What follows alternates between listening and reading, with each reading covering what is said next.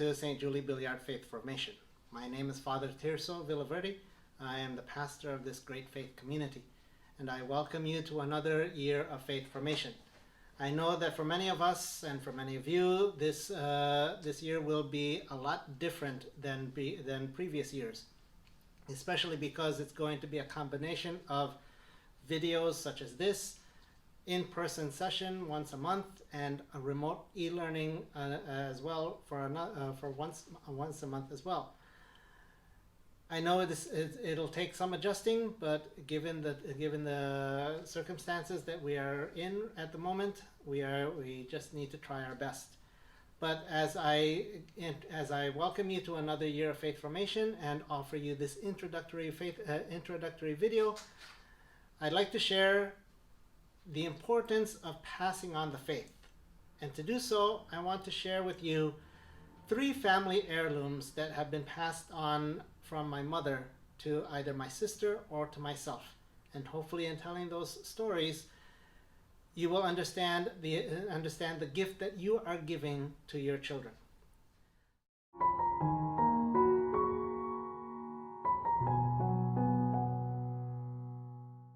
The first is a medal of the Virgin Mary, the Immaculate Conception.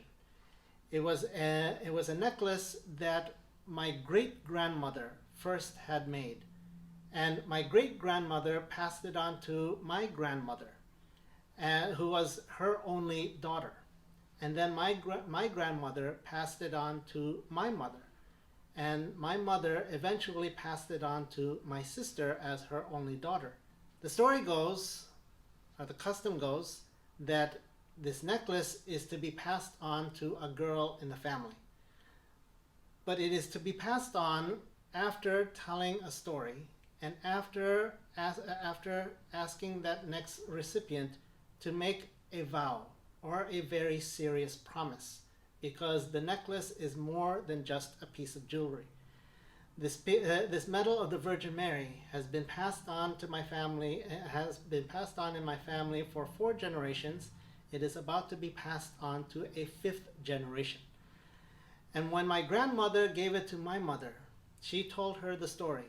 And when my mother passed it on to my sister, she told my sister the story as well, and made her make that promise, make that vow to keep up that tradition.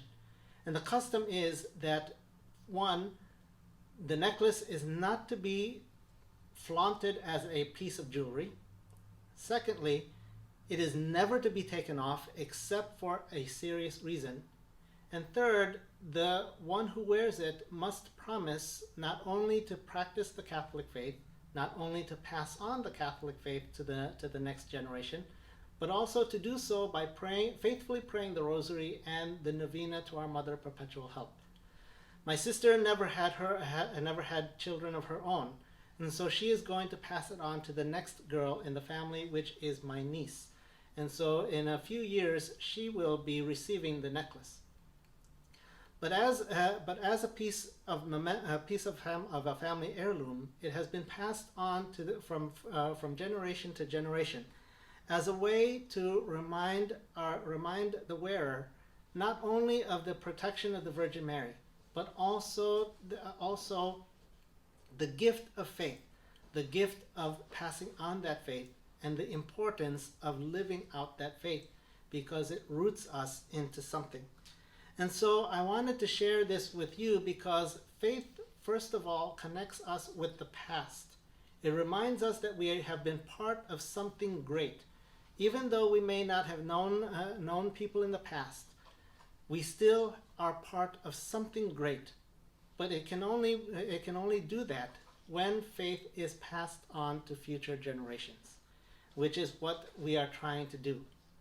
At this point, I'd like you to pause now and reflect on this.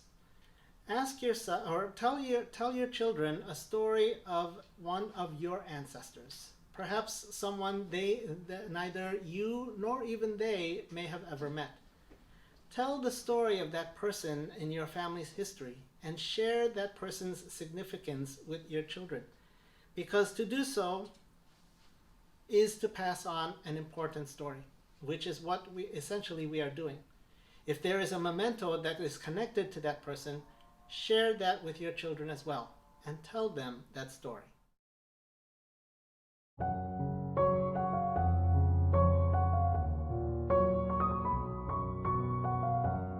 Hello and welcome back to the next segment of this introductory video. The next family heirloom that I would like to share with you is something that my mother first gave to me shortly before I was ordained a priest. It was the gold cross that she wore on her wedding day. Again, this time, this cross belonged to my grandmother. It was something that my grandmother had made. It was a simple gold cross with 7 diamonds, 1 diamond for each of her 7 children. This heirloom came to be part of the inheritance that my mother received before her parents died. And shortly before I was ordained, my mother gave it to me, and she asked me to have it incorporated somehow into the chalice that I would be using as a priest. And so what I did was I had it attached to the base of my chalice. I know it's difficult for you to see right now because because the cross and the chalice are both similar in color. But it sits at the base of my chalice as a way for me to remember each and every time I celebrate Mass using it to pray not only for my parents, not only for my family, but also to the people who have helped me along this journey to the priesthood. And so it connects me with my ancestors, but it also connects me with my present. And so I share this with you because faith connects us, faith gives meaning to our present, because it reminds us that we are still part of something great. But again, people will not be able to realize this is true unless we not only live it out, but also pass it on to future generations. And again, at this time, I would like you to pause. I would like you to share something about your life story with your children that you have come to see as a source of pride or a serious accomplishment. For example, it could be a college diploma or something that you have achieved that you are very proud of and that has shaped you to be the person that you are today. Take this time to share that with your children and explain to them again how that achievement helped to shape you to be the person you are today.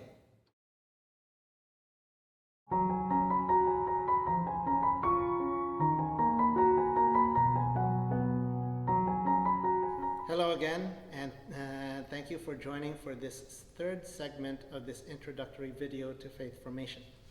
The third family heirloom that I would like to share with you is something that came from my maternal grandfather. It's not something religious this time, but it was just something that my grandfather wore every day and everywhere, according to what my mom had told me. My grandfather was killed during World War II. When the Japanese invaded the Philippines during the war, part of their invasion included my hometown in the Philippines. To protect his family of seven children, most of whom were girls, my grandfather chose to pick up his entire family and move them to the remote rice fields outside of town where they could hide. He built a small house there, which housed about 12 people because several of his children were adults at that time, had already married and had kids of their own. And so there were about a dozen or so people living in a small building during the months or the years that the town was occupied by the Japanese soldiers. The story goes that my mother shared with me was that my grandfather one day went into town to get provisions and supplies for the family. That day, he never returned, because it was later found out that one of his best friends had actually gone to the Japanese soldiers and accused my grandfather of being friendly to the guerrillas who were helping the American army at that time. And of course, the Japanese soldiers did not like that. It was later found out that that my grandfather was taken captive, was made to walk in the infamous Bataan Death March, and it was later discovered as well that he was beheaded.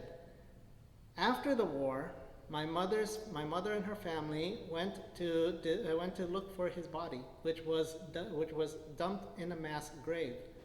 And they were only able to recognize his body, one, from the clothing that he wore, but also from this small little piece of jewelry that, again, he had with him all the time. From that, they were able to tell that that was my grandfather's body. And they took it home with them and buried him accordingly.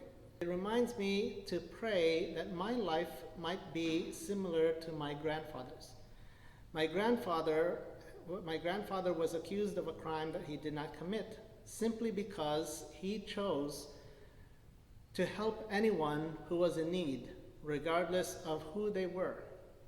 And because of that, he was taken captive, and he was again beheaded by the Japanese soldiers.